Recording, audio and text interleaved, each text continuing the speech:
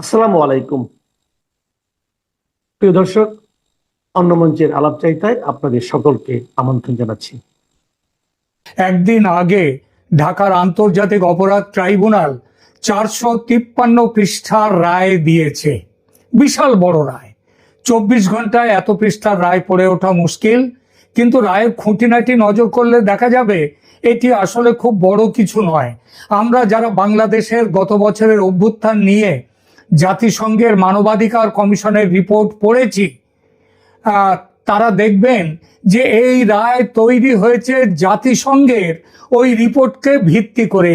এমনকি পাতার পর পাতা সেখানটায় ব্যবহার করা হয়েছে, তুলে দেওয়া হয়েছে এই রায়ের মধ্যে।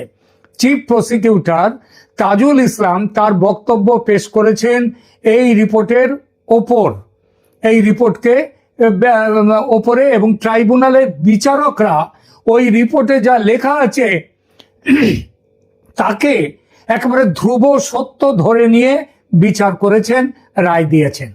জাতিসংঘের রিপোর্টে শেখ হাসিনাকে ফাঁসি দেওয়ার কথাটা কেবল লেখা ছিল না বা বলা ছিল না, সেটা বলেছেন চিফ প্রসিকিউটর তাজুল ইসলাম। কাজ যা করার, মানে ফাঁসি কাটে ঝোলাতে গিয়ে যা যা দরকার সেটা করেছে জাতিসংঘের মানবাধিকার কমিশনের প্রধান ফলকার তুর্ক। বাকিটা অর্থাৎ মৃত্যুদণ্ডের দাবি তাজুল ইসলামের এবং বাংলাদেশের বর্তমান সরকারের। আর বিচারকদের কাজে অন্ধের মতো কাজ হয়েছে, অন্ধের মতো ওই তাজুল ইসলামের দাবিতে সিলমোহর দিয়ে দেয়া।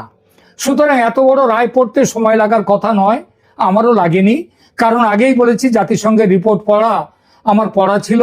আর তাই এই রায়ের পিছনে জাতিসংঘের, বিশেষ করে জাতিসংঘের মানবাধিকার কমিশনের প্রধান যে ফলকার তুর্ক, তার নেক্কারজনক ভূমিকা নিয়ে কিছু কথা আজ বলবো। প্রিয় দর্শক, আশা করি শেষ পর্যন্ত শুনবেন আমার কথা, কেননা শেখ হাসিনার বিরুদ্ধে এই প্রহসনের বিচারে আসল চেহারা ও তার কারণ জানলে মানুষকে আপনারা বোঝাতে পারবেন যে ন্যায় বিচারের নামে কত বড় অন্যায় বিচার হয়েছে। এবং আমার বক্তব্য থাকবে টু দি পয়েন্ট। অনেক পরিশ্রম করে তৈরি করেছি এই প্রতিবেদন, তাই অনুরোধ শেষ পর্যন্ত শুনবেন এবং সোশ্যাল মিডিয়ায় সর্বত্র শেয়ার করে ছড়িয়ে দেবেন আমার এই ভিডিওটি। প্রথমেই বলি, শেখ হাসিনার মৃত্যুদণ্ডের রায়কে খোলাখুলি সমর্থন জানিয়েছে জাতিসংঘ।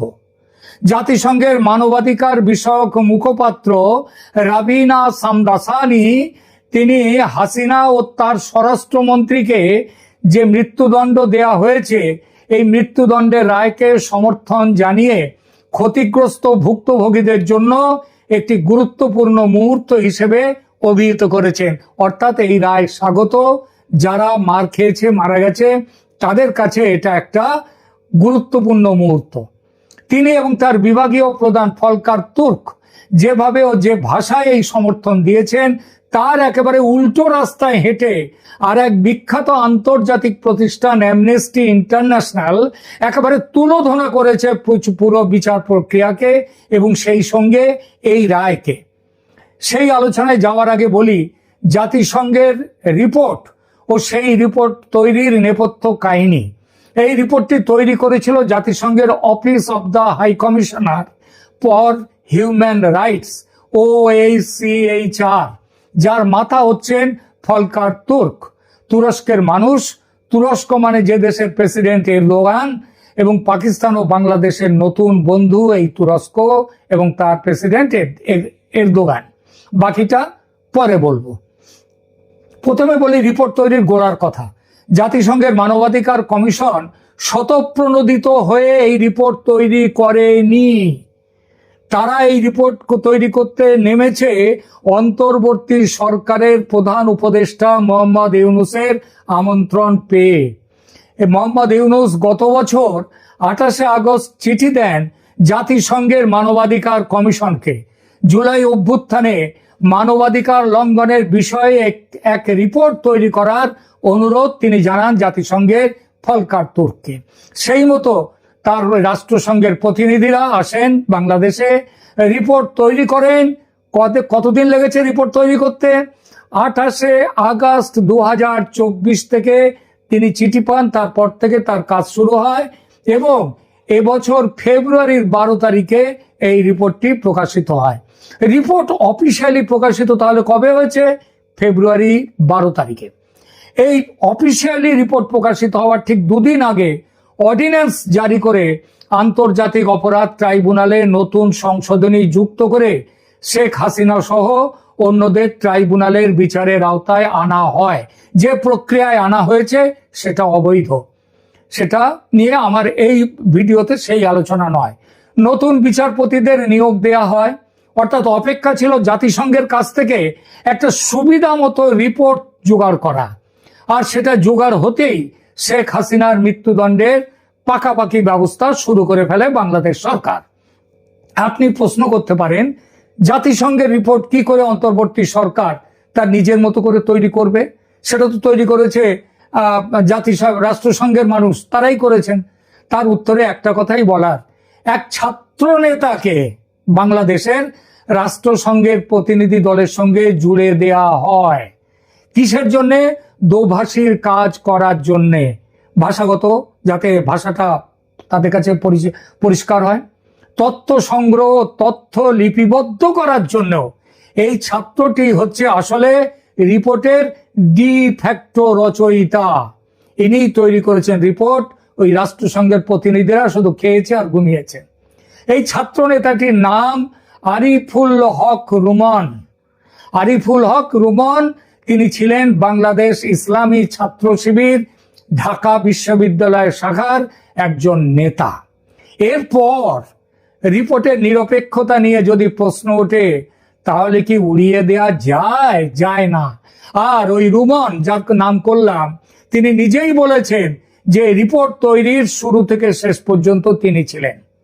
জাতিসংঘের ফ্যাক্ট ফাইন্ডিং টিমের কাজ শুরু হয় অন্তর্বর্তী সরকারের আহ্বানে। আগেই বলেছি, অন্তর্বর্তী সরকারি জাতিসংঘ দলকে প্রয়োজনীয় স্থানীয় সহায়তা, দোভাষী ও দপ্তরের যোগাযোগ স্থাপনে সহযোগিতা করে। বিভিন্ন সংবাদ মাধ্যমে প্রকাশিত খবর অনুসারে ওই আরিফুল হক রুমানকে দোভাষী বা স্থানীয় সহায়তাকারী হিসেবে নিয়োগ দেওয়া হয়েছিল, যিনি জাতিসংঘের দলের সঙ্গে সাক্ষাৎকার করেছেন এবং ক্ষতিগ্রস্তদের মধ্যে তথ্য বিনিময়ের সহায়তা করেন।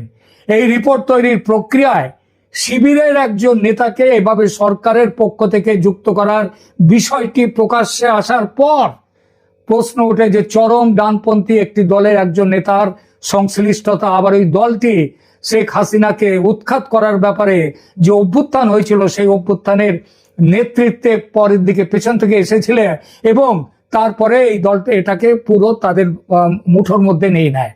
তো প্রশ্ন ওঠে যে এই নেতার সংশ্লিষ্টতা রিপোর্টটির নিরপেক্ষতা বা তথ্যের যাচাই বাছাইকে কতটা প্রভাবিত করেছে। জাতিসংঘ বা অন্তর্বর্তী সরকার কেউ এই অভিযোগকে স্বীকৃতি দেয়নি। তার ভূমিকা বলেছে এর উপরে কোনো নেতিবাচক প্রভাব পড়েনি। কিন্তু এটা তো তারা বলবেই, এটা তাদের বলার কথা। অন্তর্বর্তী সরকার এই নিয়োগটিকে বলেছে একটি স্থানীয় সহযোগিতা, কিন্তু এই সহযোগিতাই যে আসল, সেটা তো পরে দেখা যাচ্ছে। এবার আসুন রিপোর্টের সমালোচনা করবার কোন কোন জায়গা আছে। 1 নম্বর, এই কমিশন 15ই আগস্ট পরবর্তী সময়কালের 15ই আগস্ট পর্যন্ত তারা তাদের রিপোর্ট দিয়েছে। তো 15ই আগস্ট পরের যে সময়কাল, তার ঘটনা নিয়ে কোনো অনুসন্ধান করেনি।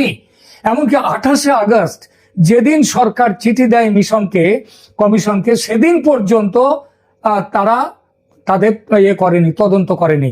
হঠাৎ 15ই আগস্ট গিয়ে কেন থেমে গেল?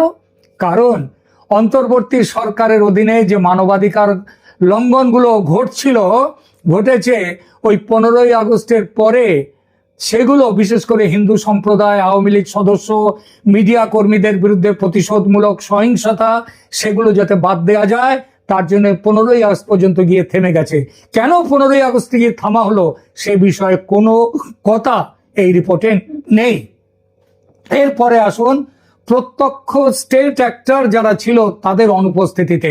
প্রতিবেদনে 250 জনের বেশি সাক্ষ্য নেওয়া হয়েছে বলে দাবি করা হলেও এটি পরিষ্কার করা হয় না যে কিভাবে সাক্ষ্য নেওয়া হয়েছে এবং সাক্ষ্য দানকারী হিসেবে কাদের ডাকা হয়েছে, এবং তার সাথে দোভাষী তাদের যে কথাগুলো, সেই কথাগুলোর ভাষান্তর অর্থাৎ বাংলা থেকে ইংরেজিতে নিয়ে যাওয়া সেটা সঠিক কিনা সেটা দেখার কেউ ছিল না। রাষ্ট্রীয় বাহিনীর পক্ষ থেকে কোনো প্রতিনিধিত্ব ছিল না। সেনাপ্রধান, পুলিশ কমান্ড বা অভিযুক্ত রাজনৈতিক নেতাদের সাক্ষ্য নেওয়া হয়নি।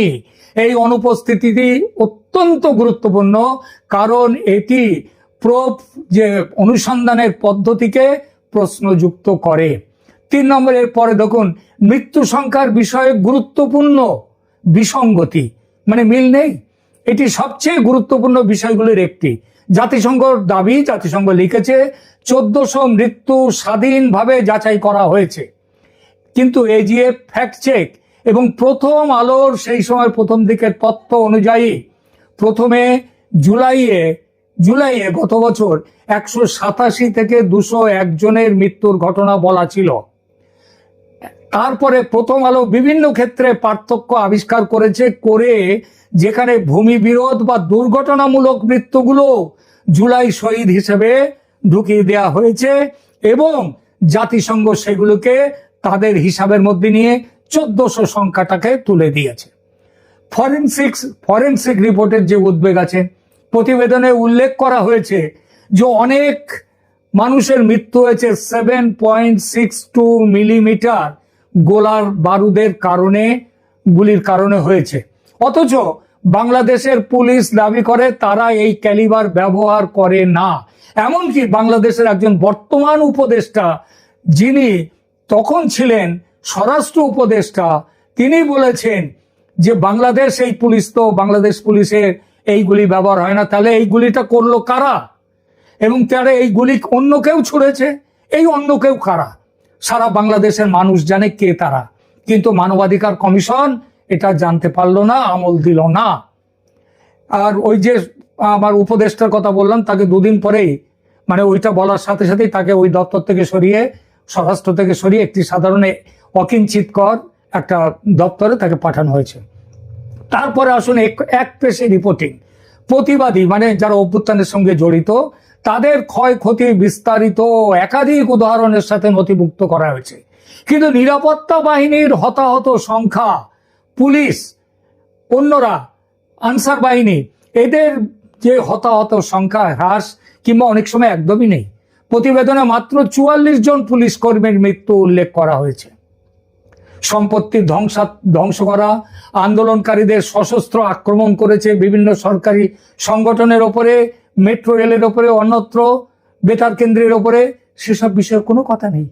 পুলিশের উপর আক্রমণের প্রসঙ্গ প্রায় নেই বললেই হয়। আর তারপরে আসুন এই রিপোর্টের স্বচ্ছতার অভাব। প্রতিবেদনটি পদ্ধতিগত পরিশিষ্ট প্রকাশ করেনি, অনুসন্ধানকারীদের পরিচয় প্রকাশ করা হয়নি, সাক্ষ্য নির্বাচনের মানদণ্ড স্পষ্ট নয়। এই স্বচ্ছতার অভাব আন্তর্জাতিক তদন্তের জন্য ভীষণভাবে অস্বাভাবিক এবং এই নির্ভরযোগ্যতা নিয়ে ভয়ঙ্কর রকমের প্রশ্ন তুলে দেয়। প্রিয় দর্শক, আপনি যদি বিচারের রায় পড়েন তাহলে দেখবেন এই রায় পুরোপুরি জাতিসংঘের রিপোর্টকে ব্যবহার করে লেখা হয়েছে। বিচারের রায় শেখ হাসিনার বিরুদ্ধে আন্তর্জাতিক অপরাধ ট্রাইব্যুনালের 453 পৃষ্ঠার রায়ের ভিত্তি তৈরিতে জাতিসংঘের office of the high commissioner for human rights তাদের প্রকাশিত 105 পৃষ্ঠার ফ্যাক্ট ফাইন্ডিং রিপোর্ট একটি কেন্দ্রীয় ভূমিকা পালন করেছে। রায়ের ছত্রে ছত্রে ডেকে নিয়ে আসা হয়েছে ওই ইউনাইটেড নেশনস রিপোর্ট। কিভাবে ইউএন রিপোর্ট ট্রাইব্যুনালের কাজে ব্যবহৃত হয়েছে তার কয়েকটি উদাহরণ দিই। প্রধান প্রসিকিউটর মোহাম্মদ তাজুল ইসলাম স্পষ্ট বলেছেন যে ইউএন রিপোর্ট মামলার কেন্দ্রবিন্দু হিসেবে ব্যবহৃত হয়েছে। কে বলেছে? Mohammad Tajul Islam, chief prosecutor. তিনি বলেছেন, তার কথা উদ্ধার করছি, the UN findings have clearly stated that the July-August atrocities are part of a pre-planned crimes and those took place on Sheikh Hasina's order. এর অর্থ হলো প্রসিকিউশনের নিজের কোন রকম তাদের কোনো তদন্ত নেই, তারা ইউএন রিপোর্টের সিদ্ধান্তগুলোকে সরাসরি মামলার ভিত্তি হিসেবে গ্রহণ করেছে, যেটা ভীষণভাবে অন্যায়। এরপর তদন্ত রিপোর্ট প্রস্তুতিতে সরাসরি অন্তর্ভুক্তি। দেখুন, ফেব্রুয়ারি 2025-এ প্রধান প্রসিকিউটর ঘোষণা করেছেন তারা ট্রাইব্যুনালে উপস্থাপনের জন্য প্রোব রিপোর্ট প্রস্তুত করেছেন। প্রোব রিপোর্ট মানে তদন্ত রিপোর্ট প্রস্তুত করেছেন এবং করছেন যে ইউজিং দা মানে এই যে মামলা, যেটা ট্রাইব্যুনালের মামলা, সেটা কোনটা কিসের ভিত্তিতে সেটা তারা নিজেরাই বলেছেন, using the information available in the UN fact finding report, অর্থাৎ ইউনাইটেড নেশনসের যে ফ্যাক্ট ফাইন্ডিং রিপোর্ট তার ভিত্তিতেই সেটা ব্যবহার করে তারা এই মামলায় তাদের মামলা চালু করছেন। এবং নির্দিষ্টভাবে এই চিফ প্রসিকিউটর বলেছেন, the reports R nearly complete, but as you know, the United Nations Office of the High Commissioner for Human Rights recently published its fact-finding report over July-August mass uprising. Process is on to add information from that with the probe reports. অর্থাৎ UN রিপোর্টের, United নেশনসের রিপোর্টে যে সমস্ত ঘটনা বলা আছে সেগুলোকে আমরা যুক্ত করি, এটা তৈরি করছি।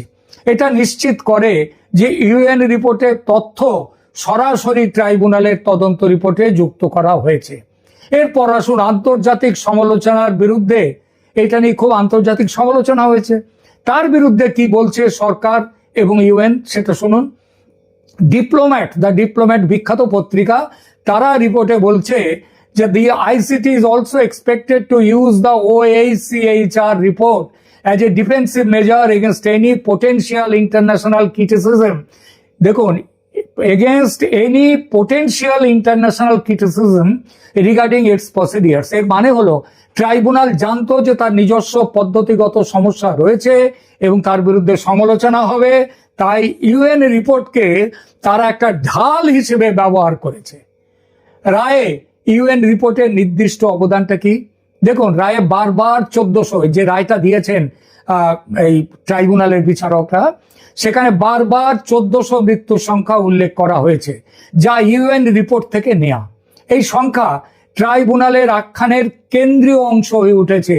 রায়ে যে সিস্টেমেটিক এবং কোঅর্ডিনেটেড হিসাবে হত্যার বর্ণনা করা হয়েছে সেটা সরাসরি ইউএন রিপোর্টের ভাষা।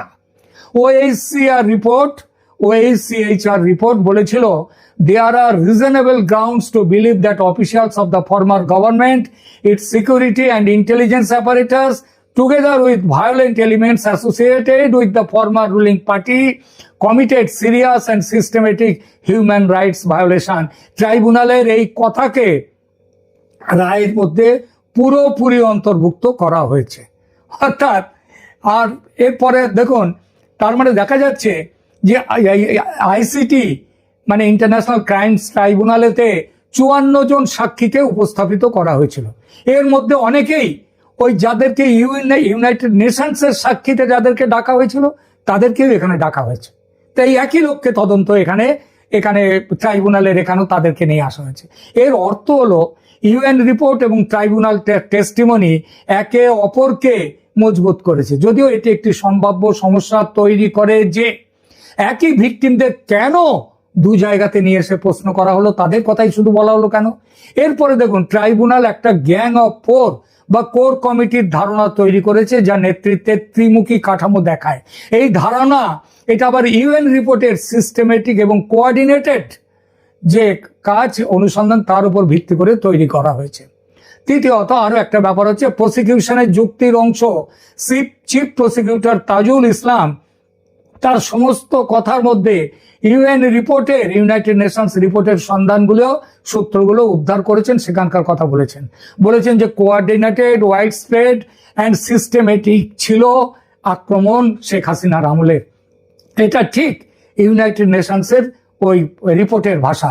কতবার উল্লেখ করা হয়েছে সুনির্দিষ্ট সংখ্যা, দুর্ভাগ্যবশত সার্চ কতবার যে আমরা এই 453 পৃষ্ঠার রায়ে ইউনাইটেড নেশনসের রিপোর্টের কতবার উল্লেখ করা হয়েছে তার সংখ্যা অগুন্তি। সেটা গুনবার জন্যে রীতিমতো পরিশ্রমের দরকার। চার্জ ডকুমেন্ট যেটা দেওয়া হয়েছে 8747 পৃষ্ঠা, প্রসিকিউশন এখানে করেছে ফর্মাল চার্জ ডকুমেন্ট জমা দিয়েছে, যাতে রেফারেন্স, সিজড এভিডেন্স এবং কম্প্রিহেন্সিভ লিস্ট অফ ভিকটিমস, হতাহতদের তালিকা ইত্যাদি, এর মধ্যে ইউএন রিপোর্টের প্রধান রেফারেন্স এখানকার নথি, তার বাইরে কিছু নেই। এরপরে তদন্ত রিপোর্টে প্রসিকিউটর নির্দিষ্টভাবে বলেছে যে তারা তাদের রিপোর্ট প্রস্তুত করেছে ইউনাইটেড নেশনস রিপোর্টের তথ্য যুক্ত করে। এর অর্থ প্রতিটি ঘটনার প্রসঙ্গে যেখানে সম্ভব ইউএনের অনুসন্ধান যুক্ত করা হয়েছে এবং সেগুলো কিভাবে তৈরি হয়েছে সেগুলো তো আগেই বলেছি। শেষ রায়ে হিউম্যান রাইটস ওয়াচ রিপোর্ট করেছে যে রায়ে the judges said the Article 7 of the Rome Statute of the International Criminal Court, which defines crimes against humanity, had formed the basis of the tribunal's proceeding. এই Article 7 case definition এটা সরাসরি রায়ের মধ্যে উঠে এসেছে কোত্থেকে? ইউনাইটেড নেশনসের ওই report থেকে। অর্থাৎ কিভাবে এগোতে হবে, কিভাবে কাজ করতে হবে, কিভাবে সেখানে মামলা সাজাতে হবে এবং রায় দিতে হবে, এই পুরো রায়টাই সবই ওখান থেকেই উঠে এসে। প্রিয় দর্শক, কি বোঝা গেল এই আলোচনা থেকে? বোঝা গেল জাতিসংঘের মানবাধিকার কমিশন এবং বাংলাদেশের অন্তর্বর্তী সরকার একটাই উদ্দেশ্য নিয়ে একযোগে কাজ করেছে। সে কাজ হলো শেখ হাসিনাকে মৃত্যুদণ্ড দেয়া। এই কাজের বিনিময়ে কি কোনো আর্থিক লেনদেন হয়নি? অর্থের লেনদেন হয়নি? আন্তর্জাতিক সংবাদ মাধ্যমে ইতিমধ্যে খবর আসতে শুরু করেছে যে ইউনূস তার গ্রামীণ ব্যাংকের ফান্ড থেকে অন্তত পক্ষে 4 থেকে 5 মিলিয়ন ডলার ঘুষ দিয়েছে ফলকার তুর্ককে। সরাসরি নয়, তুর্কের তত্ত্বাবধানে চালু কয়েকটি এনজিওকে। এই বিষয়ে তদন্তের জন্য রাষ্ট্রসংঘের মহাসচিবকে অ্যামনেস্টি ইন্টারন্যাশনাল চিঠি দিয়েছে বলে আমাদের কাছে খবর এসেছে। তাহলে বুঝুন কিভাবে শেখ হাসিনার মৃত্যুদণ্ড দেওয়ার ব্যাপারটা নিয়ে একটা ষড়যন্ত্র হয়েছে। এবং এই যে জাতিসংঘ, এরা যেমন আগেই ষড়যন্ত্রের সঙ্গে যুক্ত ছিল যখন শেখ হাসিনাকে ক্ষমতাচ্যুত করার ব্যাপারে, এই ফলকার তুর্ক বলেছিলেন যে তিনি বাংলাদেশের সেনাপ্রধান ওয়াকারুজ্জামানকে ভয় দেখিয়েছিলেন, বলেছিলেন যে তোমরা গুলি করো না, কিছু করো না, আর যদি গুলি করো প্রতিবাদীদের ওপর, আন্দোলনকারীদের ওপর, তোমাদের কাছ থেকে তোমাদের এটা ফিরিয়ে নেওয়া হবে, তোমাদের সৈন্যতে, শান্তিরক্ষী বাহিনীতে তোমাদের কেউ থাকবে না। এই হচ্ছে ফলকার তুর্ক, এই হচ্ছে রাষ্ট্রসংঘ। আর ওই যে একটা কথা বলেছিলাম, আমাদের এরদোগানের বাড়ি যেখানে, সেখানেই ফলকার তুর্কের বাড়ি, তিনিও তুরস্কের মানুষ। এইবার মিলিয়ে নিন। ধন্যবাদ।